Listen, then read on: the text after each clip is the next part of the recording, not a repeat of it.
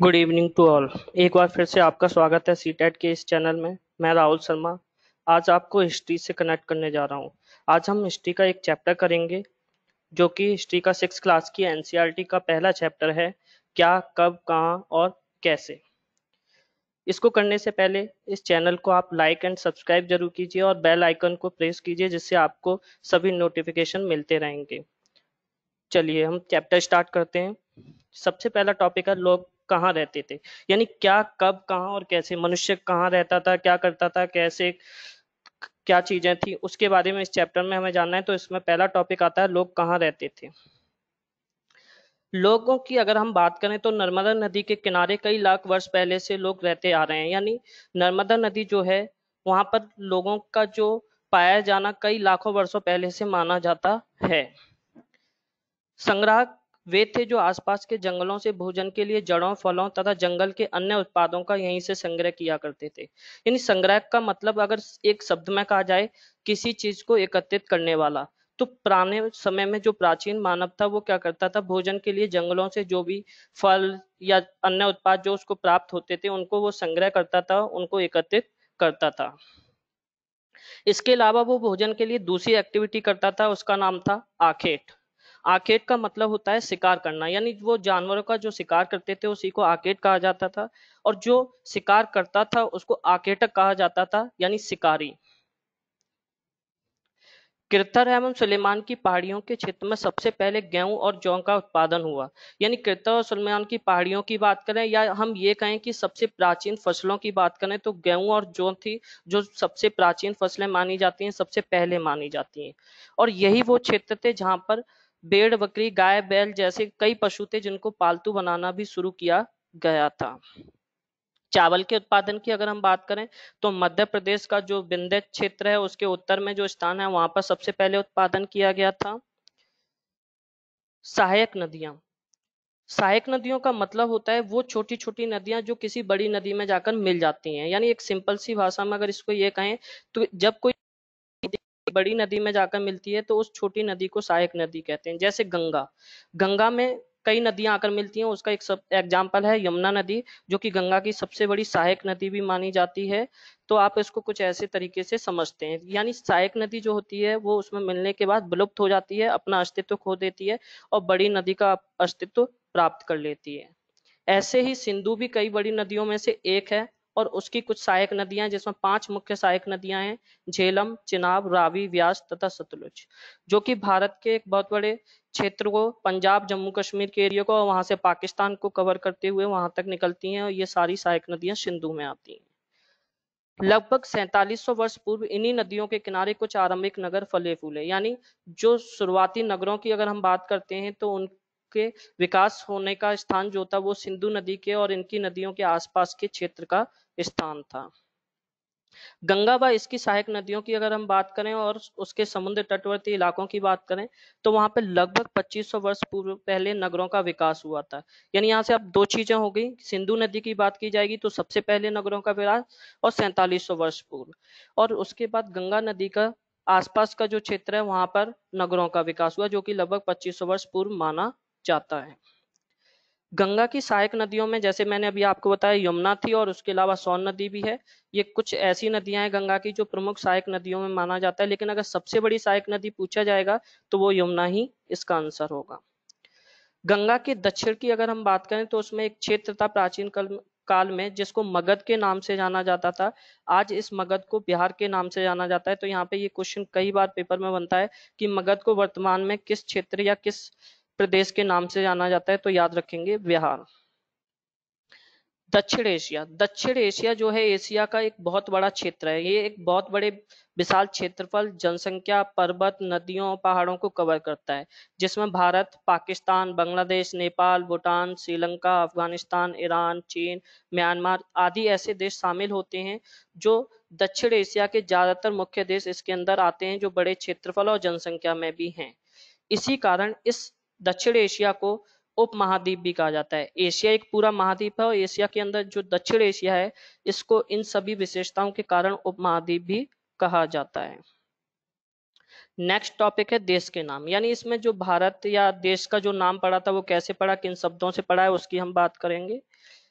India शब्द Indus से निकला है, जिसे संस्कृत में सिंधु कहा जाता है। यानी इंडिया शब्द की अगर उत्पत्ति पूछी जाती है किस शब्द से हुई है, तो वो इंडस से हुई है, और इसको संस्कृत में जो है वो सिंधु के नाम से जाना जाता है। यानी आज से लगभग 2500 वर्ष पूर्व जो उत्तर पश्चिम की ओर से आने वाले जो भी ईरानी और यूनानी थे, उन्होंने सिंधु को हिंदोस अथवा इंदोस के नाम से बुलाया था, और इस नदी के यानी सिंधु नदी के पूर्व में जो रहने वाले भूमि प्रदेश था उसको इंडिया कहा। तो यहाँ पे दो चीजें हो गई, सिंधु को किस नाम से बुलाया गया, हिंदोज या इंदोज के नाम से, और सिंधु नदी के पूर्व में जो लोग रहते थे या जो प्रदेश था उसी को इंडिया के नाम से जाना जाता था। भारत नाम का जो प्रयोग किया गया था वो पहली बार उत्तर पश्चिम में रहने वाले लोगों के एक समूह के लिए किया जाता था। ये जो समूह था इसका उल्लेख ऋग्वेद के अंदर भी मिलता है। 4 वेद हैं टोटल, ऋग्वेद सबसे बड़ा वेद है, संस्कृत में लिखा गया है। ये भी क्वेश्चन एक बार पूछा गया कि ऋग्वेद किस भाषा में लिखा गया है, तो संस्कृत में लिखा गया। इसके अलावा 3 वेद हैं, यजुर्वेद, सामवेद और अथर्ववेद। अगला टॉपिक है अतीत के बारे में कैसे जाने। अतीत, अतीत का मतलब इतिहास से है, यानी कोई भी ऐसी घटना जो बीत चुकी हो उसी को हम अतीत या इतिहास कहते हैं। तो जब हम अतीत की बात करते हैं तो अतीत की हमें जानकारी जो होती है वो विभिन्न प्रकार के जो स्रोत होते हैं, चाहे वो उस टाइम की इमारतें रही हों, बर्तन रहे हों, या जो पुस्तकें रही हों, पांडुलिपियां रही हों, अभिलेख रहे हों, उन सब से हमें प्राप्त होती है। तो यहाँ पे एक क्वेश्चन कई बार पेपर में पूछा जाता है कि सबसे पुरानी जो पांडुलिपि होती थी वो किसकी बनी होती थी, तो वो ताड़ पत्रों की बनी होती थी। उस टाइम पेड़ों का प्रयोग किया जाता था, उनके जो ताड़ पत्र होते थे उन पर पांडुलिपियों को लिखा जाता था। पांडुलिपि को अंग्रेजी में मैन्युस्क्रिप्ट कहते हैं, और मैन्युस्क्रिप्ट जो है वो लैटिन शब्द मैन्यू से बना है, जिसका अर्थ होता है हाथ। यानी वह चीज जो हाथ से लिखी गई हो उसी को मैन्युस्क्रिप्ट या पांडुलिपि कहा जाता है। यह पांडुलिपियां जो थी भुर्ज नामक पेड़ की छाल से विशेष तरीके से तैयार भोजपत्र पर भी लिखी जाती थी। यानी भुर्ज नामक पेड़ की एक छाल होती थी जिस पर भोजपत्र तैयार किया जाता था और उस पर फिर इन पांडुलिपियों को लिखा जाता था।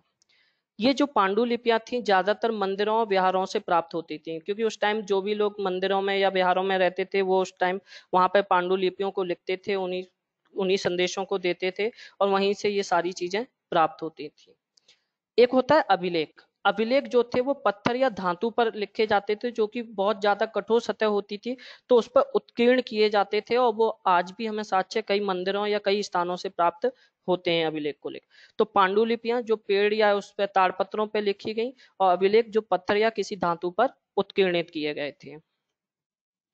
अफगानिस्तान के कंधार से एक अभिलेख प्राप्त हुआ है जो कि अशोक के द्वारा लिखवाया गया था। यह यूनानी तथा अरामाइक लिपि और भाषाओं में लिखा गया है, यानी यूनानी लिपि और अरामाइक भाषा में इसका उल्लेख किया गया है, इसमें भाषा को अपनाया गया है। अतीत की वस्तुओं का अध्ययन करने वाले को पुरातत्वविद कहते हैं, यानी जो इतिहास की जितनी भी वस्तुएं हैं उनका जो अध्ययन करते हैं उनको ही पुरातत्वविद कहा जाता है। पुरातत्व मतलब पुराने तत्व, विद मतलब अध्ययन करना, या जो विद्वान जो अध्ययन करते हैं उन व्यक्तियों को कहते हैं। ये जो पुरातत्वविद होते हैं वो उस टाइम की जो भी पत्थर, ईंट या उनसे बनी जो इमारतों के अवशेष, चित्र, मूर्तियां, जो भी चीजें प्राप्त होती हैं उन सभी का अध्ययन करते हैं। इतिहासकार उन्हें कहते हैं जो अतीत का अध्ययन करते हैं, यानी पुरातत्वविद इन अतीत की वस्तुओं का अध्ययन करते हैं, और जो पूरे अतीत का अध्ययन करते हैं उसको हम इतिहासकार के नाम से जानते हैं। अंडमान द्वीप के अधिकांश लोग अपना भोजन मछलियां पकड़कर, शिकार करके तथा फल फूल के संग्रह द्वारा प्राप्त करते हैं। यानी ये जो एग्जाम्पल है वो ये दिखाता है कि अंडमान द्वीप के लोग जो थे वो दोनों विधियों का प्रयोग करते थे, संग्राहक भी और आखेट का भी। यानी शिकार करना आखेट हो गया, और संग्राहक मतलब फल फूल वगैरह संग्रह करना, ये सारी चीजें अपनाई जाती थी। मिस्र के उत्तरी तट पर एक रोसेटा नाम का कस्बा है। ये कई बार क्वेश्चन बन सकता है, ऐसा बना नहीं है लेकिन आज तक ये रोसेटा किस देश में आता है, तो इसको याद रखेंगे कि मिस्र के उत्तरी तट पर एक कस्बा है। यहाँ से एक उत्कीर्णित पत्थर मिला है जिस पर 3 भाषाओं और लिपियों का प्रयोग किया गया है। उसमें यूनानी और मिस्र लिपि के 2 प्रकार यहाँ से प्राप्त हुए हैं। यहाँ राजाओं तथा रानियों के नाम एक छोटे से फ्रेम में दिखाए गए हैं, इसे कारतूस कहा गया है। यानी जो छोटा सा फ्रेम जिसमें राजा और रानियों के नाम होते थे उसी को कारतूस के नाम से जाना जाता था। अब है तिथियों का मतलब, यानी ये एक सबसे इंपॉर्टेंट टॉपिक है, यहाँ से 100% क्वेश्चंस बनते हैं और कई बार सीटेट में क्वेश्चंस पूछे गए हैं, तो इसको ध्यान से आप करेंगे। वर्ष की गणना ईसा मसीह के जन्म की तिथि से की जाती है, यानी हम जो भी वर्ष आज गणना करते हैं वो ईसा मसीह के जन्म के अकॉर्डिंग करते हैं, उनके जन्म के आधार पर करते हैं। ईसा मसीह के जन्म के पूर्व की जितनी भी तिथियां होती हैं उन सभी तिथियों के पीछे ईसा पूर्व लगाया जाता है और ईसा पूर्व के रूप में ही उनको जाना जाता है। अब ईसा पूर्व का मतलब क्या हो गया? ईसा मतलब ईसा मसीह और पूर्व मतलब पहले, यानी उनके जन्म से पहले की तिथियां। अब इन तिथियों की एक खासियत होती थी कि ये हमेशा घटते क्रम में चलती थी, माइनस में चलती थी, यानी उल्टी चलती थी, रिवर्स काउंटिंग होती थी। जैसे एक के बाद दो नहीं आएगा, वहां पे उल्टा होता था, एक के बाद जीरो फिर माइनस, इस तरीके से। जैसे 500 है, 500 के बाद फिर 400, 300, 200, इस तरीके से ये रिवर्स में चलती थी। ईसा मसीह के जन्म के बाद की सभी तिथियां ईसवी के रूप में जानी जाती हैं, यानी ईसा मसीह का जब जन्म हो गया तो उसके बाद ईसा पूर्व की जगह ईसवी का प्रयोग होने लगा और वो काउंटिंग जो थी वो प्लस में चलने लगी। 1 2 3 4 5 6 200 300 400, इस तरीके से वो प्लस में पॉजिटिव की तरफ चलने लगी। अब यहाँ पे कुछ टर्म्स हैं जिनके मतलब पेपर में पूछे जाते हैं, जैसे बीसी। ये सीटेट के अंदर क्वेश्चन पूछा गया है बीसी को लेकर। तो बीसी का मतलब होता है बिफोर क्राइस्ट, यानी हिंदी में इसको बोलते हैं ईसा पूर्व, जो अभी मैंने सेकंड पॉइंट आपको इसमें समझाया है। इसके बाद है एडी। एडी का मतलब होता है एनो डोमिनी, यानी ईसवी जिसको बोलते हैं, जो थर्ड पॉइंट इसमें दे रखा है, ईसा मसीह के जन्म के बाद एडी का यूज किया जाता है। थर्ड है सीई। सीई का मतलब होता है कॉमन एरा। आजकल वर्तमान समय में एडी की जगह इसका भी प्रयोग कर लिया जाता है, तो एडी और सी का जो मीनिंग निकल कर आता है वो सेम निकलता है, दोनों का एक दूसरे के स्थान पर प्रयोग कर लिया जाता है। नंबर फोर्थ है बीसी, बिफोर कॉमन एरा। इसका भी ठीक बीसी की जगह प्रयोग किया जाता है, जैसे एडी की जगह सी का प्रयोग और बीसी की जगह बीसीई का प्रयोग। एंड लास्ट है इसमें बीपी। बीपी का मतलब होता है बिफोर प्रेजेंट, यानी वर्तमान से पहले। ये कुछ फुल फॉर्म्स हैं, ये पेपर में इसके मीनिंग पूछे जाते हैं कि इसकी फुल फॉर्म क्या है या इसका मीनिंग क्या है, ये कब यूज किया जाता है, तो इसको आप याद रखेंगे। इसको हम एक फिगर के थ्रू समझने की कोशिश करते हैं। इसमें देखिए ये फिगर जो दर्शाया गया है, ये व्हेन जीसस वाज बोर्न, यानी जब ईसा मसीह का जन्म हुआ था उस टाइम जीरो था वहां पर। तो उनके जन्म के बाद की जितनी भी डेट्स हैं वो क्या है, प्लस में, एडी में, जैसे 700 एडी, 2000 एडी, 2018 एडी, इस तरीके से ये प्लस में चल रहा है ईसा मसीह के जन्म के बाद। और ईसा मसीह के जन्म से पहले क्या था, सारा माइनस में होता था, जिसको हम बीसी, बिफोर क्राइस्ट के नाम से जानते हैं, ईसा पूर्व के नाम से। इसमें क्या होता था, 100 बीसी, 500 बीसी, ये सारा दिखाया गया है यहाँ पे। 500 बीसी के बाद 100 बीसी, फिर जीरो आया, फिर प्लस में चला जब ईसा मसीह का जन्म हो गया। तो एडी और बीसी में जो डिफरेंस है वो सिंपल सा है। ईसा मसीह के जन्म से पहले जो माइनस में चलता था और ईसा मसीह के जन्म के बाद जो प्लस में चलता है। तो इस तरीके से इसमें ये चीज दर्शाई गई है। ये काफी इंपॉर्टेंट चीजें थी जो कि आपको मैंने समझा दी हैं, तो इसलिए इसको ध्यान से आप एक बार करेंगे। चैनल को लाइक एंड सब्सक्राइब करना ना भूलें और बेल आइकॉन को जरूर प्रेस करें, जिससे कि आपको नोटिफिकेशन सभी मिलते रहेंगे। आज के लिए इतना ही। Thank you.